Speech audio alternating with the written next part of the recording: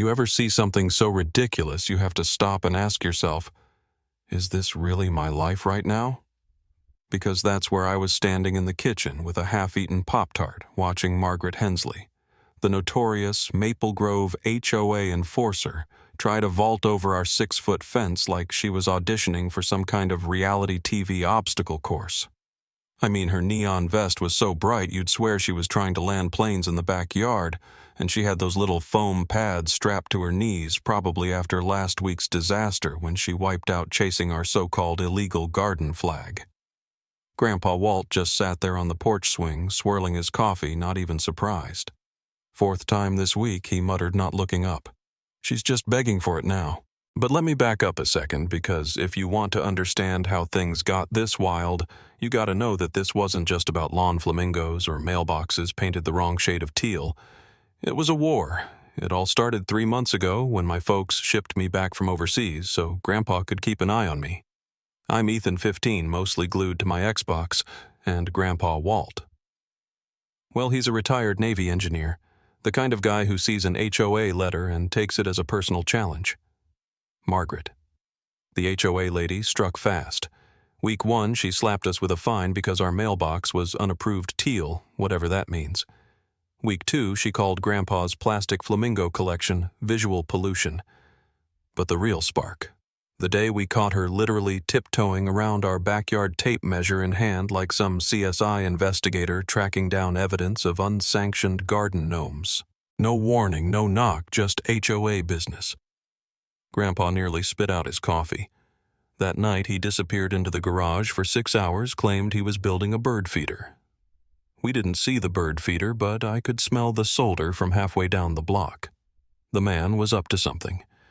And here's Margaret again, scaling our fence, coming for our herb garden like a raccoon on a mission just itching for another confrontation. I called out, "You're trespassing," as she made a beeline for the oregano. She spun around, clutching her clipboard like a shield, eyes wild. And just then, Grandpa clicked something on his phone. Psht! A sprinkler popped up and blasted her with green water. His own recipe food dye and peppermint oil guaranteed to repel deer and busybodies alike, he said. Margaret shrieked, slipped, went down in the herbs, and I just stood there trying not to laugh as Grandpa handed her a laminated sign, "Trespassers may be sprayed." By lunchtime, Tim next door had already posted the footage on the neighborhood chat captioned "Green Goblin Down." Within minutes, people were commenting Porch Admiral wins, popcorn for round 2. That night at dinner, Grandpa just grinned and said, "We're wiring the gate tomorrow." I choked on my Sprite. "Is that even legal?"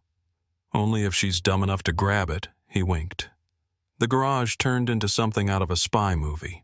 Wires, blueprints, motion sensors everywhere. I swear I saw him testing a circuit with a cantaloupe. The man was having the time of his life. Later that night, sitting on the porch, I finally asked him, "Why do you even care so much?" He rocked in silence, then said, "It's about dignity, kid. These people think they own us, make rules nobody agreed to. People let them. Then suddenly you can't put a flamingo in your own yard." That's when I realized this wasn't just about plastic birds. It was about fighting back. The next evening, we set up camp by the gate. 2 lawn chairs, a bag of burritos, Grandpa's ancient night vision goggles. Around 2 in the morning, motion sensor blinked, there she was. Margaret in black clipboard strapped to her chest hoodie that said, "Order is unity." She crept under the roses, grabbed the gate, and a quick zap shot out. Margaret yelped, lost a sneaker, and tumbled straight into the mulch, waking up half the block. Grandpa lifted his burrito like it was a victory toast. By sunrise, Tim had added cartoon sound effects to the footage and uploaded it everywhere. Reddit, TikTok, even some meme page called it Neighborhood Justice. Grandpa was trending as the Gate Admiral. Margaret, not so much. But the HOA wasn't laughing. Next day, a big envelope arrived, urgent violation. Margaret's loopy cursive practically screamed at us. "Your electrified gate violates all safety codes. Remove it in 24 hours or face legal action." Grandpa just chuckled, reading it out loud while frying bacon, mocking her grammar. I started to worry honestly. Pranks are one thing, but now we were facing fines, maybe even a lawsuit. Grandpa just looked at the porch camera feed and grinned. That clipboard's the real weapon. That night, a low hum woke me up. A drone hovered over our yard. Red light blinking Maple Grove HOA surveillance taped on the side. I ran to Grandpa's room. He peeked out, popcorn in hand, and just muttered, "Time to teach it some manners." The next day was wild. Neighbors set up chairs to watch. The bulletin board featured a still from the Zap video, and the HOA called for an emergency meeting. Order must prevail, printed in angry red letters. The clubhouse was packed. Margaret sat at the board table in a neck brace covered in Band-Aids, and next to her was Victor Clean, HOA president, a guy who could sell sand in the desert and still look down his nose at you. He stood up all dramatic, talking about anarchy and attacks on officers, staring right at Grandpa. Margaret coughed for attention. Tim snickered, and Victor boomed, "Effective immediately." Walter Carson faces a $600 daily fine retroactive. The room gasped. That's thousands in fines. Victor kept going, threatening trespass and harassment charges if Grandpa didn't cave.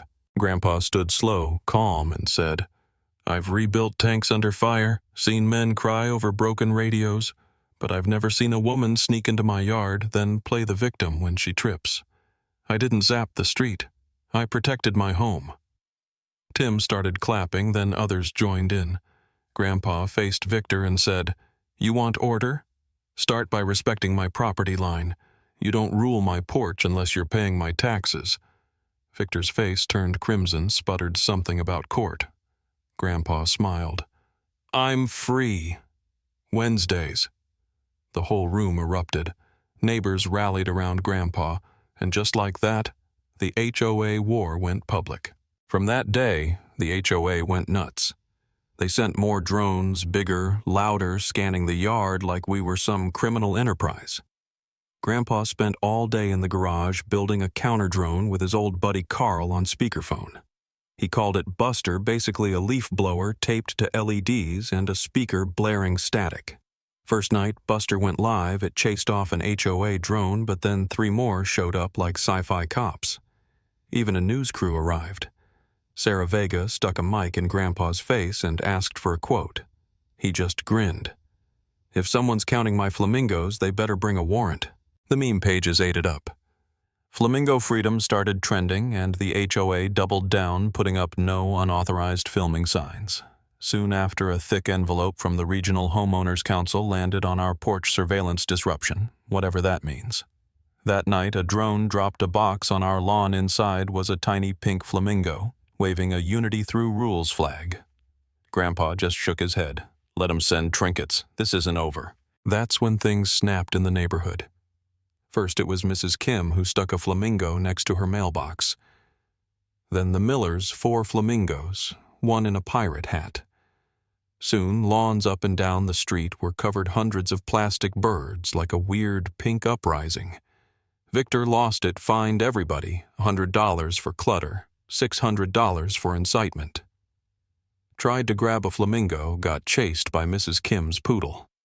Grandpa stayed quiet, but he was plotting. He built a drawbridge over the garden path, stuck a sign, "Zone of Freedom. Trespassers will be amused." People started buying them as merch. 3 days later, Victor lost it for real, stormed up our porch, waving papers, shouting about emergency bylaws, saying Grandpa was banned from sitting on the porch or gardening. "That's not even real," I said. "It is. Now," he snapped. "Unanimous board vote." Grandpa just stared. "You're the only board member." That's when the neighbors started coming out. Mrs. Kim placed a flamingo right at our gate. Tim brought one with a little Buster Rules sign. Then Mr. Lee, usually silent, handed Victor a petition to kick him out. "We're rewriting the rules," Mrs. Kim said, cool as ever. Victor just stood there, speechless. Margaret limped off to her car. By morning, Victor's yard was empty. Rumor was he'd fled to Nevada. The HOA didn't disappear, it just changed. Folks elected a new fair board, scrapped the drones, lifted the flamingo ban. Grandpa's drawbridge became a local meme. Buster got a little foil medal, and Grandpa just rocked on the porch, grinning. It's not about winning, it's about reminding people they can be weird if they want. Somebody wrote about the Maple Grove mutiny. It went viral. Some late-night host flew us to New York. TSA tried to confiscate Buster. Grandpa joked. Lady thought my fence was a playground. I just gave her a spark. The audience lost it. Grandpa passed on book deals and sponsorships, said there were too many rules. Back home, kids rode by on bikes. Tourists snapped selfies with Buster, and a mural went up on the corner. Grandpa the Flamingos and Guard Your Yard in big letters. The new HOA sent us a letter and apology, believe it or not. Margaret. Last I heard, she moved to a retirement condo in Florida. One afternoon, Grandpa handed me a letter, a tech camp scholarship from all my work on Buster. They're lucky to have you, he said, squeezing my shoulder.